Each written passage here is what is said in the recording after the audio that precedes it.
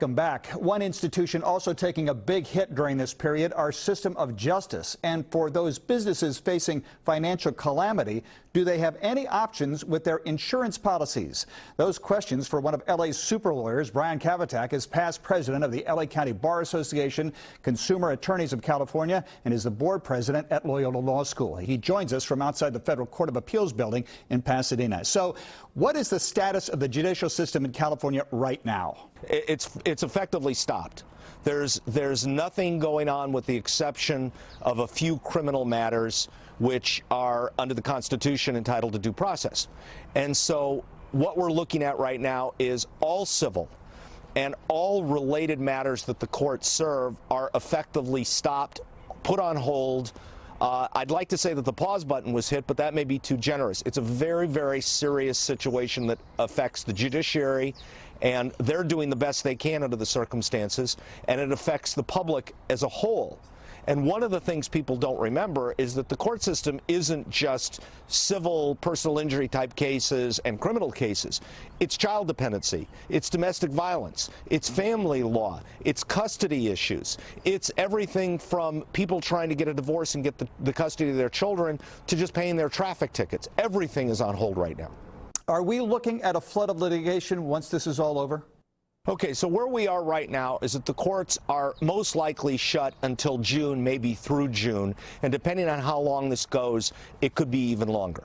And once it opens up again, there's going to be all kinds of grievances and problems that people need to take care of. Look, in a modern society, whether you like it or not, the court system is the great equalizer. It what gives people an opportunity to have their voice heard and to have their disputes resolved. And once the courts open again, you're going to have a tremendous problem when it comes to determining exactly what cases are going to go, how fast they're going to go, what judges are going to be able to come back, what judges aren't. There's fear among the judges that they're coming back to a courthouse that potentially could have the virus. We don't know what's exactly going to happen. So the public needs to understand that this is an important part of our society, and until the courts are reopened, fully reopened and reactivated, this is going to be a real nightmare. I mean, I think right now we're looking at probably the end of the year before things get to some semblance of normalcy. And even then, I think it's not going to be the normal that we were used to. Some of those cases we'll be seeing will deal with bankruptcies, industries, and businesses that have been severely damaged. Do any of them have recourse through their insurance policy?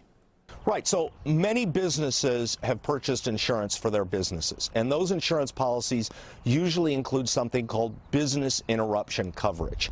And right now, the insurance industry is taking a very aggressive approach and saying that there's no loss here that would be covered under your insurance policy for business interruption. A lot of times because they point to something called a virus exclusion in the policy. But we don't believe that the virus exclusion applies here because there's no virus in the actual business itself. The virus is what prompted the government officials to close the businesses because of a fear of the virus. So the insurance industry right now, agents, brokers, insurance companies are telling people your claim's not covered, don't bother making a claim. People should absolutely make a claim.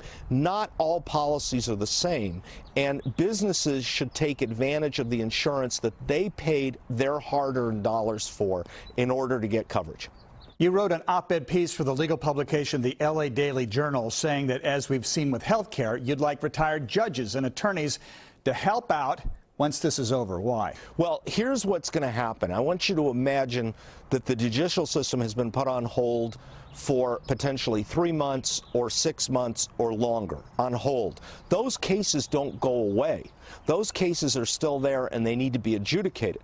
And in order not to back up the whole system, because once you dump in 6 months of cases, what's going to happen to those cases that have been set for the next 6 months? It's going to be a logjam. It's going to be a traffic logjam the likes of which we've never seen before in California judicial history. So I advocated for things like bringing retired judges back to try to adjudicate those cases, setting trials, working longer hours, paying overtime to court staff, whatever we can do to sort of double track these cases as quickly as possible. Lawyers are going to have to work harder. Judges are going to have to work harder to get through this mess, because it truly is a mess. And without solutions now, we can't wait until June or July or even later to come up with those solutions. And look, the judicial officers have been doing a great job in California handling this.